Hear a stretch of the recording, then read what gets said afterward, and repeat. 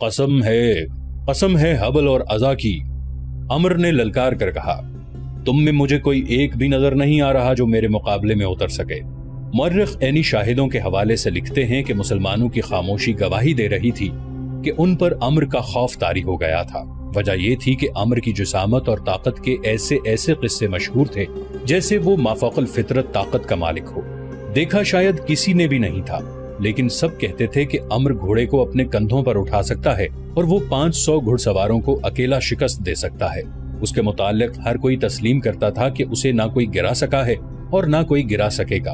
अबू सुफियान खंदक के पास खड़ा देख रहा था, खालिद और सफवान भी देख रहे थे, गतफान ऐनिया और उनका तमाम लश्कर देख रहा था, और नईम रज़ियल्लाहु अन्हु बिन मसऊद भी गैर मुस्लिमों के लश्कर में दम बखुद खड़े थे। मैं जानता हूँ तुम में से कोई भी आगे नहीं आएगा। अम्र बिन अब्दू की ललकार एक बार फिर गरजी। खंदक के पार कुरैश का कहकहा बुलंद हुआ और कई फब्तियां सुनाई दी। हजरत अली रज़ियल्लाहु अन्हु ने रसूल खुदा सल्लल्लाहु अलैहि वसल्लम की तरफ देखा। आप सल्लल्लाहु अलैहि वसल्लम ने अपना इमामा सर से उतारा और हजरत अली रज़ियल्लाहु अन्हु के सर पर बांध दिया। फिर अपनी तलवार हजरत अली रज़ियल्लाहु अन्हु को दी। मौर्रिख इब्न साद ने लिखा है कि रसूल करीम सल्लल्लाहु अलैहि वसल्लम की सरगोशी सुनाई दी, अली का मददगार तू ही है मेरे अल्लाह। मौर्रिखीन ने इस तलवार के मुताल्लिक जो रसूल करीम सल्लल्लाहु अलैहि वसल्लम ने हजरत अली रज़ियल्लाहु अन्हु को दी थी, लिखा है कि ये तलवार कुरैश के मशहूर जंगजू मुनब्बा बिन हज्जाज की थी। वो बदर की लड़ाई में मारा गया था। फाते मुजाहिदीन ने ये तलवार हुजूर सल्लल्लाहु अलैहि वसल्लम को पेश की थी। आप सल्लल्लाहु अलैहि वसल्लम ने उसके बाद यही तलवार अपने पास रखी। अब आप सल्लल्लाहु अलैहि वसल्लम ने वही तलवार हजरत अली रज़ियल्लाहु अन्हु को देकर अरब के एक देवकामत के मुकाबले में उतारा। ये तलवार तारीख इस्लाम में जुल्फ़िकार के नाम से मशहूर हुई। हजरत अली रज़ियल्लाहु अन्हु अम्र बिन अब्दू के सामने जा खड़े हुए। अबू तालिब के बेटे, अम्र जो घोड़े पर सवार था हजरत अली रज़ियल्लाहु अन्हु से मुखातिब हुआ। क्या तुम भूल गए हो कि तुम्हारा बाप मेरा कितना गहरा दोस्त था? क्या ये मेरे लिए बहुत बुरा फेल नहीं होगा कि मैं अपने अजीज दोस्त के बेटे को कत्ल कर दूं? ऐ मेरे बाप के दोस्त, हजरत अली रज़ियल्लाहु अन्हु ने ललकार कर जवाब दिया, हमारी दोस्ती खत्म हो चुकी है। खुदा की कसम, मैं तुम्हें सिर्फ एक बार कहूंगा कि अल्लाह को बरहक और मोहम्मद सल्लल्लाहु अलैहि वसल्लम को अल्लाह का रसूल तस्लीम कर लो और हम में शामिल हो जाओ। तुमने एक बार कह लिया है। अम्र ने कहा, मैं दूसरी बार ये बात नहीं सुनूंगा। मैं भी ये कहूंगा कि मैं तुम्हें कत्ल नहीं करना चाहता। मैं तुम्हें कत्ल करना चाहता हूँ अम्र। हजरत अली रज़ियल्लाहु अन्हु ने कहा, उतर घोड़े से और आ मेरे मुकाबले में और बचा अपने आप को इस तलवार से जो मुझे अल्लाह के रसूल सल्लल्लाहु अलैहि वसल्लम ने अता की है। अम्र के मुताल्लिक मौर्रिख लिखते हैं कि वो वहशी था। जब गुस्से में आता था तो उसका चेहरा गजबनाक होकर दरिंदों जैसा हो जाता था। वो घोड़े से कूदकर उतरा और तलवार सोंधकर हजरत अली रज़ियल्लाहु अन्हु पर पहला वार इतनी तेजी से किया कि देखने वाले ये समझे कि उसकी तलवार ने हजरत अली रज़ियल्लाहु अन्हु को काट दिया है। लेकिन हजरत अली रज़ियल्लाहु अन्हु ये भरपूर वार बचा गए। इसके बाद अम्र ने यके बाद दीगरे हजरत अली रज़ियल्लाहु अन्हु पे मुताद्दिद वार किए। हजरत अली रज़ियल्लाहु अन्हु ने हर वार गैर मुतवक्के पैंतरा बदल कर बचाया। अमर ने तो ये सोचा ही न था कि जिस जसामत और ताकत पर उसे घमंड है वो हर जगह काम नहीं आ सकती। तेगजनी के मार्के में जिस तेजी और फुर्ती का मुजाहिरा हजरत अली रज़ियल्लाहु अन्हु कर रहे थे वो अम्र नहीं कर सकता था, क्योंकि उसका जिस्म भारी भरकम था। अगर वो घोड़े को अपने कंधों पर उठा भी सकता था तो भी उसमें घोड़े जैसी रफ्तार नहीं थी। उसकी ताकत घोड़े से ज्यादा भी हो सकती थी। हजरत अली रज़ियल्लाहु अन्हु ने उस पर एक भी वार न किया जिसे अम्र ने खौफजदगी समझा होगा। वो वार पे वार करता रहा और हजरत अली रज़ियल्लाहु अन्हु कभी इधर कभी उधर होते रहे। खंदक के पार अहले कुरैश का लश्कर जो कहकहे लगा रहा था यकलख्त खामोश हो गया, क्योंकि उनका देवकामत अम्र वार करते करते रुक गया था और खामोश खड़ा हो गया था। वो हाँप रहा था। वो गालिबन हैरान था कि ये नौजवान जो कद-बुत में उसके जिस्म का 20वां हिस्सा भी नहीं है उससे मरूब क्यों नहीं हुआ। दरअसल अम्र थक गया था। हजरत अली रज़ियल्लाहु अन्हु ने जब उसकी ये हालत देखी कि वो अपनी ताकत इतने सारे वार करते करते सर्फ कर चुका है और हैरानो परेशान खड़ा है, तो हजरत अली रज़ियल्लाहु अन्हु ने ये हैरान कुन मुजाहिरा किया कि तलवार फेंककर बिजली की तेजी से अम्र पर झपटे और उछलकर उसकी गर्दन अपने हाथों में दबोच ली। इसके साथ ही हजरत अली रज़ियल्लाहु अन्हु ने अम्र की टांगों में अपनी टांग ऐसे फंसाई कि वो पीठ के बल गिरा اس نے اپنی گردن چھڑانے کے لیے بہت زور لگایا، لیکن اس کی گردن حضرت علی رضی اللہ عنہ کی آہنی گرفت سے آزاد نہ ہو سکی۔ حضرت علی رضی اللہ عنہ نے اس کی گردن سے ایک ہاتھ ہٹا کر کمر بند سے خنجر نکالا اور اس کی نوک عمر کی شہرگ پر رکھ دی۔ اب بھی میرے اللہ کے رسول صلی اللہ علیہ وآلہ وسلم پر ایمان لیا تو میں تیری جان بخشی کر دوں گا، حضرت علی رضی اللہ عنہ نے کہا۔ عمر بن عبدو نے جب دیکھا کہ اس کی وہ طاقت جس سے اہل عرب لرزتے تھے بیکار ہو گئی ہے تو اس نے یہ اوچھی حرکت کی کہ حضرت علی رضی اللہ عنہ کے منہ پر تھوک دیا۔ دیکھنے والے ایک بار پھر حیران رہ گئے، کیونکہ حضرت علی رضی اللہ عنہ خنجر سے اس کی شہرگ کاٹ دینے کی بجائے اٹھ کھڑے ہوئے تھے۔ انہوں نے خنجر کمر بند میں اڑس لیا اور ہاتھوں سے اپنا چہرہ صاف کیا۔ عمر اب اس طرح اٹھا جیسے اس کے جسم کی طاقت ختم ہو چکی ہو۔ صرف اسے ہی نہیں، ہر کسی کو توقع تھی کہ حضرت علی رضی اللہ عنہ اسے زندہ نہیں اٹھنے دیں گے، لیکن حضرت علی رضی اللہ عنہ بڑے آرام سے پیچھے ہٹے۔ عمر، حضرت علی رضی اللہ عنہ نے کہا، میں نے اللہ کے نام پر تیرے ساتھ زندگی اور موت کا مقابلہ کیا ہے، لیکن تو نے میرے منہ پر تھوک کر میرے دل میں ذاتی دشمنی پیدا کر دی ہے۔ میں تجھے ذاتی دشمنی کی بنا پر قتل نہیں کروں گا، کہیں ایسا نہ ہو کہ میرے خدا کو میرا یہ انتقام اچھا نہ لگے۔ جا یہاں سے، اپنی جان لے کر واپس چلا جا۔ عمر بن عبدو شکست تسلیم کرنے والا آدمی نہیں تھا۔ مورخ لکھتے ہیں کہ میدان میں اس کی یہ پہلی ہار تھی جسے وہ برداشت نہ کر سکا۔ اس نے اپنی ہار کو جیت میں بدلنے کے لیے یہ اوچی حرکت کی کہ تلوار نکال کر حضرت علی رضی اللہ عنہ پر جھپٹ پڑا۔ حضرت علی رضی اللہ عنہ اس حملے کے لیے تیار نہیں تھے، لیکن ان کی کامیابی کے لیے رسول خدا صلی اللہ علیہ وآلہ وسلم نے خدا سے مدد مانگی تھی۔ عین وقت پر جب عمر کی تلوار اور حضرت علی رضی اللہ عنہ کی گردن میں 2-4 لمحوں کا فاصلہ رہ گیا، حضرت علی رضی اللہ عنہ نے اپنی ڈھال آگے کر دی۔ عمر کا وار اس قدر زوردار تھا کہ اس کی تلوار نے حضرت علی رضی اللہ عنہ کی ڈھال کو کاٹ دیا۔ ڈھال حضرت علی رضی اللہ عنہ کے کان کے قریب سر پر لگی، جس سے خون پھوٹنے لگا۔ عمر ڈھال میں سے تلوار کھینچ ہی رہا تھا کہ حضرت علی رضی اللہ عنہ کی وہ تلوار جو انہیں رسول کریم صلی اللہ علیہ وآلہ وسلم نے دی تھی اتنی تیزی سے حرکت میں آئی کہ عمر کی گردن کٹ گئی۔ گردن پوری نہ کٹی، لیکن شہرگ کٹ چکی تھی۔ عمر کی تلوار اس کے ہاتھ سے چھوٹ گئی، اس کا جسم ڈولنے لگا۔ حضرت علی رضی اللہ عنہ نے اس پر دوسرا وار نہ کیا۔ انہوں نے دیکھ لیا تھا کہ یہی وار کافی ہے۔ عمر کی ٹانگیں دوہری ہوئیں، اس کے گھٹنے زمین پر لگے اور وہ لڑک گیا۔ عرب کی مٹی اس کا خون چوسنے لگی۔ خندق کے پار دشمن کے لشکر پر ایسا سکوت طاری ہو گیا جیسے پورے کا پورا لشکر کھڑے کھڑے مر گیا ہو۔ اب مسلمانوں کے نعرے گونج رہے تھے۔ عربوں کی رسم کے مطابق اس مقابلے کا دوسرا مرحلہ شروع ہو گیا تھا۔ مسلمانوں کے ایک جیش نے اکرمہ اور اس کے باقی سواروں پر حملہ کر دیا تھا۔ قریش کے ان سواروں کے لیے بھاگ نکلنے کے سوا اور کوئی چارہ نہ تھا۔ وہ خیریت سے پسپا ہونے کے لیے لڑے۔ اس معرکے میں قریش کا ایک آدمی مارا گیا۔ اکرمہ نے اپنا ایک گھوڑا خندق کی طرف موڑ کر بھاگ نکلنے کے لیے ایڑ لگائی۔ خندق پھلانگنے سے پہلے اکرمہ نے اپنی برچھی پھینک دی۔ ان میں سے ایک سوار جس کا نام خالد بن عبداللہ تھا خندق کو پھلانگ نہ سکا۔ اس کا گھوڑا خندق کے اگلے کنارے سے ٹکرایا اور خندق میں جا پڑا۔ وہ اٹھ کر کنارے پر چڑھنے کی کوشش کرنے لگا، لیکن مسلمانوں نے اس پر پتھروں کی بوچھاڑ کر دی اور وہ وہیں ختم ہو گیا۔ رسول کریم صلی اللہ علیہ وآلہ وسلم نے حکم دیا کہ خندق کے اس مقام پر مستقل پہرے کا انتظام کر دیا جائے، کیونکہ وہاں سے خندق پھلانگی جا سکتی تھی۔ دوسرے دن خالد اپنے گھڑ سوار دستے میں سے ایک جانباز سوار منتخب کر کے خندق عبور کرنے کو چل پڑا۔ خالد، رک جاؤ، ابو سفیان نے اسے کہا، کیا تم نے کل اکرمہ کے سواروں کا انجام نہیں دیکھا؟ اب مسلمانوں نے وہاں پہرے کا اور زیادہ مضبوط انتظام کر دیا ہوگا۔ کیا یہ بہتر نہیں کہ لڑے بغیر واپس جانے کے بجائے تم میری لاش میرے گھوڑے پر رکھ کر مکہ لے جاؤ؟ خالد نے کہا، اگر ہم ایک دوسرے کے انجام سے ڈرنے لگے تو وہ دن بہت جلد طلوع ہوگا جب ہم مسلمانوں کے غلام ہوں گے۔ میں تمہیں نہیں روکوں گا میرے دوست، اکرمہ نے خالد سے کہا، لیکن میری ایک بات سن لو، اگر تم میری شکست کا انتقام لینے جا رہے ہو تو رک جاؤ۔ تمہیں قریش کی عظمت عزیز ہے تو ضرور جاؤ۔ آج مدینہ کی طرف جاتے ہوئے خالد کو وہ لمحے یاد آ رہے تھے۔ اسے نہ اس وقت یہ خیال آیا تھا نہ آج کہ وہ یہ جانتے ہوئے بھی کہ خندق عبور کر کے بھی مارا جائے گا، نہ عبور کر سکا تو بھی مارا جائے گا، کیوں خندق کی طرف چل پڑا تھا۔ وہ 16 مارچ 627 عیسوی کے دن کا تیسرا پہر تھا۔ خالد چند ایک منتخب سواروں کے ساتھ خندق کی طرف بڑھا۔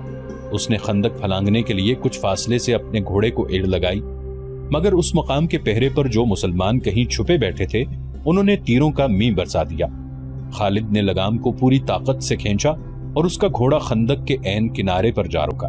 خالد نے گھوڑے کو پیچھے موڑا اور اپنے تیر اندازوں کو بلایا۔ اس نے سوچا تھا کہ اس کے تیر انداز مسلمانوں پر تیر پھینکتے چلے جائیں گے جس سے مسلمان سر نہیں اٹھا سکیں گے اور وہ خندق پھلانگ لے گا، لیکن مسلمانوں نے تیر اندازی میں اضافہ کر دیا۔ مسلمان تیروں کی بوچھاڑوں میں تیر چلا رہے تھے۔ خالد کو پسپا ہونا پڑا۔ خالد اس انداز سے اپنے سواروں کو وہاں سے ہٹا کر دوسری طرف چل پڑا جیسے اس نے خندق پر ایک اور حملہ کرنے کا ارادہ ترک کر دیا ہو۔ مورخین جن میں ابن حشام اور ابن سعد قابل ذکر ہیں لکھتے ہیں کہ یہ خالد کی ایک چال تھی۔ اس نے چلتے چلتے اپنے سوار جیش میں مزید سوار شامل کر لیے۔ اس نے سوچا یہ تھا کہ اسے پسپا ہوتے دیکھ کر مسلمان پہرے دار ادھر ادھر ہو جائیں گے۔ اس نے ادھر دیکھا، وہاں اسے کوئی پہرے دار نظر نہ آیا۔ اس نے اپنے دستے کو خندق کے کم چوڑائی والے مقام کی طرف موڑ کر سرپٹ دوڑا دیا۔ خالد کی یہ چال صرف اس حد تک کامیاب رہی کہ اس کے 3-4 گھڑ سوار خندق پھلانگ گئے۔ ان میں خالد سب سے آگے تھا۔ مسلمان پہرے داروں نے انہیں گھیرے میں لے لیا۔ قریش کے جو سوار ابھی خندق کے پاس تھے ان پر مسلمانوں نے اتنے تیر برسائے کہ انہیں پسپا ہونا پڑا۔ خالد اور اس کے سواروں کے لیے مسلمانوں کے گھیرے سے نکلنا بہت مشکل ہو گیا۔ یہ زندگی اور موت کا مارکا تھا جو خالد نے گھوڑا دوڑا کر اور پینترے بدل بدل کر لڑا۔ اس کے سوار بھی تجربہ کار تھے اور پھرتیلے تھے۔ ان میں سے ایک مارا گیا۔ خالد اب دفاعی مارکا لڑ رہا تھا۔ اس نے کئی مسلمانوں کو زخمی کیا جن میں سے ایک شہید ہو گیا۔ آخر اسے نکلنے کا موقع مل گیا اور اس کا گھوڑا خندق کو پھلانگ آیا۔ اس کے جو سوار زندہ رہ گئے تھے وہ بھی خندق پھلانگ آئے۔ اس کے بعد قریش میں سے کسی نے بھی خندق کے پار جانے کی جرت نہ کی۔ اکرمہ اور خالد کی ناکامی کے بعد قریش اور ان کے دیگر اتحادی قبائل کے لشکر میں مایوسی جو پہلے ہی کچھ کم نہ تھی اور بڑھ گئی، خوراک نہ ہونے کے برابر رہ گئی تھی۔ ابو سفیان جو اپنے اور دیگر تمام قبائل کے لشکر کا سالار اعلیٰ تھا، پہلے ہی ہاتھ پاؤں چھوڑ بیٹھا تھا۔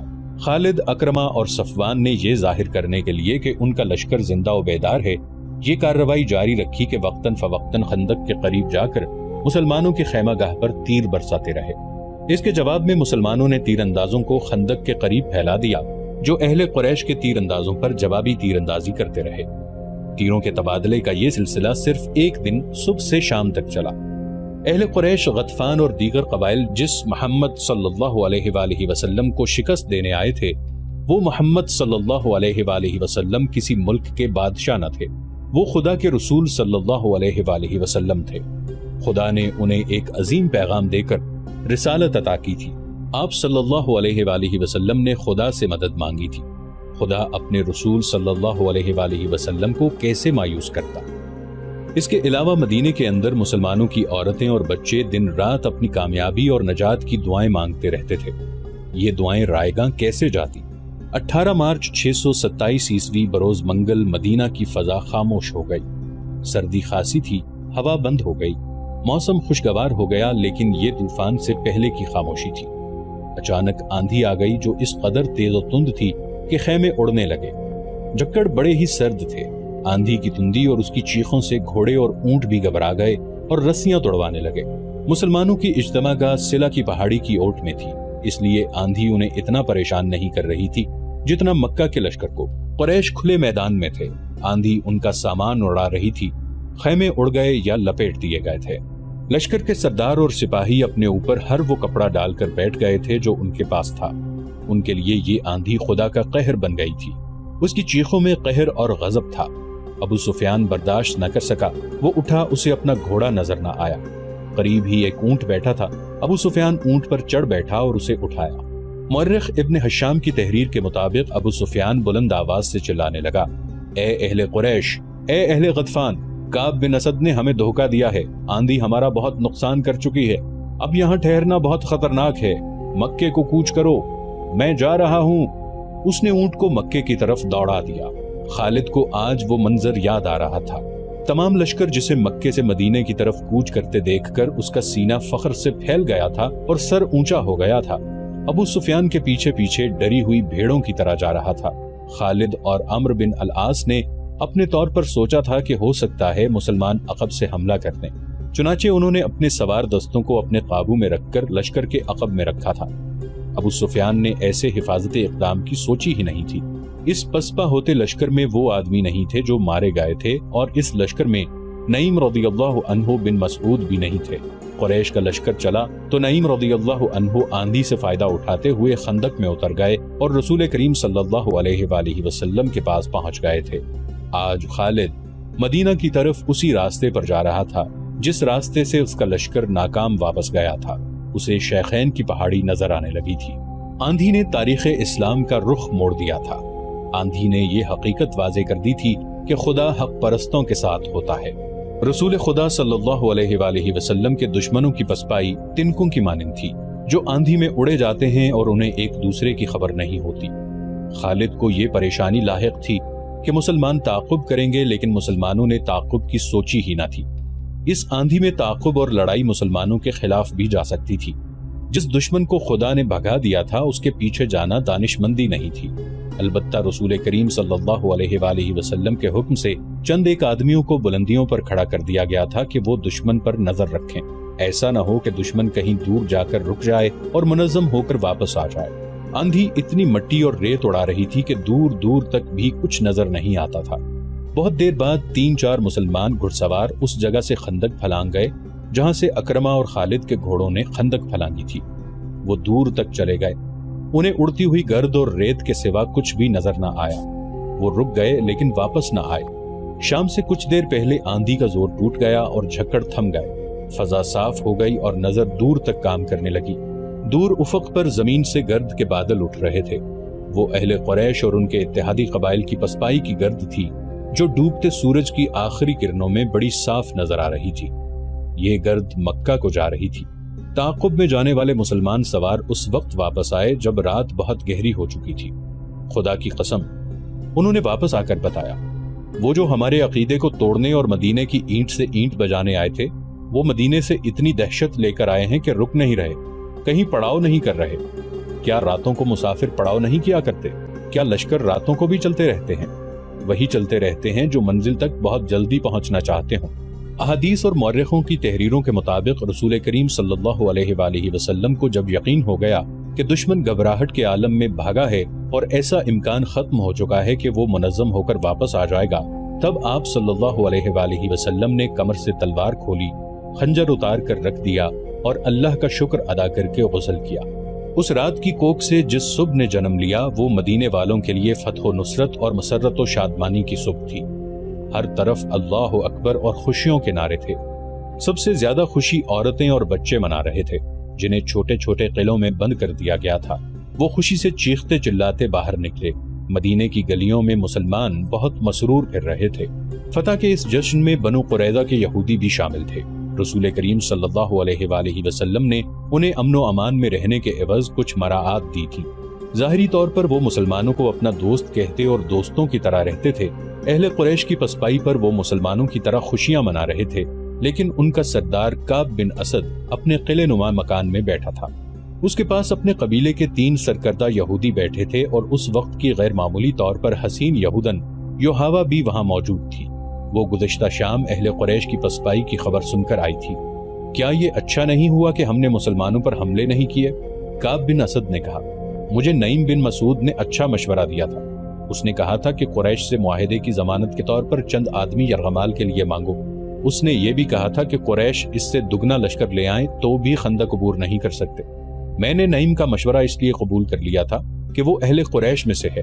وہ اہل قریش میں سے نہیں، ایک یہودی نے کہا، وہ محمد کے پیروکاروں میں سے ہے۔ خدائے یہودا کی قسم، تمہاری یہ بات سچ نہیں ہو سکتی۔ کعب بن اسد نے کہا، وہ اہل قریش کے ساتھ آیا تھا مگر ان کے ساتھ گیا نہیں۔ اسی یہودی نے کہا، میں نے کل شام اسے مدینے میں مسلمانوں کے ساتھ دیکھا ہے۔ اس وقت تک اہل قریش کا لشکر مدینہ سے بہت دور جا چکا تھا۔ پھر تمہیں کس نے بتایا ہے کہ وہ محمد کے پیروکاروں میں سے ہے؟ کعب نے کہا، میں ایسی بات کو کیوں مانوں جو تم نے کسی سے پوچھا نہیں؟ میں نے اپنے ایک مسلمان دوست سے پوچھا تھا۔ یہودی نے کہا، میں نے نعیم کو دیکھ کر کہا تھا مسلمان اب قریش کے جنگی یاروں کو کھلا رکھتے ہیں۔ میرے دوست نے جواب دیا کہ نعیم کبھی کا اسلام قبول کر چکا ہے، اسے مدینے میں آنے کا موقع اب ملا ہے۔ پھر اس نے ہمیں مسلمانوں سے نہیں بلکہ مسلمانوں کو ہم سے بچایا ہے۔ کعب بن اسد نے کہا، اس نے جو کچھ بھی کیا ہے ہمارے لیے اچھا ثابت ہوا ہے۔ اگر ہم قریش کی بات مان لیتے تو مسلمان ہمارے دشمن ہو جاتے۔ ایک اور یہودی نے کہا، تم یہی کہنا چاہتے ہو نا کعب؟ مسلمان پھر بھی ہمارے دشمن ہیں۔ ہمیں محمد صلی اللہ علیہ وآلہ وسلم کہ نئے مذہب کو یہیں پر ختم کرنا ہے ورنہ وہ ہمیں ختم کرا دیں گے۔ کیا تم دیکھ نہیں رہے کہ یہ مذہب جسے یہ لوگ اسلام کہتے ہیں کتنی تیزی سے مقبول ہوتا جا رہا ہے؟